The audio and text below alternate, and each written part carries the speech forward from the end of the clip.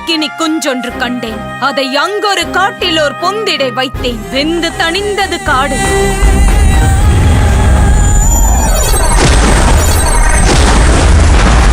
பதவிக்காக எல்லாரையும் குழி தோண்டி புதைச்சு நக்கி பொழப்பு நடத்திக்கிட்டு இருந்த நீங்க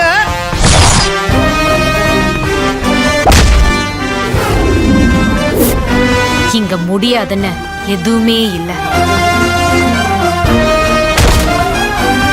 பிலிப்பன், நீங்க இது விஷயமா கோர்ட்டுக்கு போயிட்டீங்க. அது அரசுக்கும் நல்லதில்லை, ஆட்சியாளர்களுக்கும் நல்லதில்லை சார். மெடிக்கல் மட்டும் படிப்பு இல்ல, படிப்பு மட்டும் வாழ்க்கை இல்லைன்னு முடிவெடுத்து இப்போ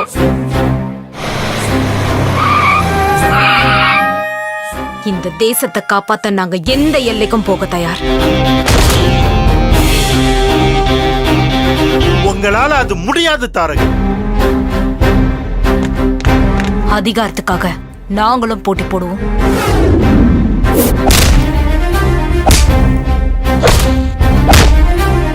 அவர்கள் சதியால் கரை படிந்து இன்று கலங்கி நிற்குதே திருநாடு. எங்க கிட்ட தான் அதிகாரம் இருக்கு. இங்க நாங்க தான் சட்டம், நாங்க சொல்றதுதான் தீர்ப்பு.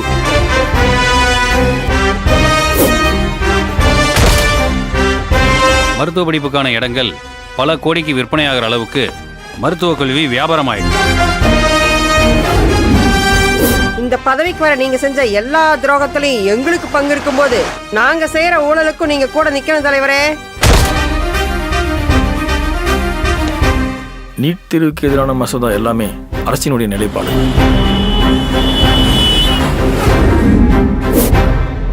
ஒருத்தர் எதை பேசுறாருங்கிறதுல மட்டும் அரசியல் இல்ல, அமைதியா இருக்கிறதுலயும் அரசியல் இருக்கு. இந்த ஏற்றத்தாழ்வுகளை அரசாங்கம் சமம் செய்ய முடியாதா? ஜாதி அரசியலையும் தாண்டி சமூக நீதிக்கான அரசியலை செய்யணும். இந்தியா சுதந்திரம் அடைஞ்சு 75 வருஷத்துக்கு அப்புறம் இந்த தேசத்தின் அரசியலை மாத்தி அமைக்க வேண்டிய தேவையும் கட்டாயமும் நமக்கு இருக்கு. அறம் செய்யவே இங்கு அரசியல் களம்.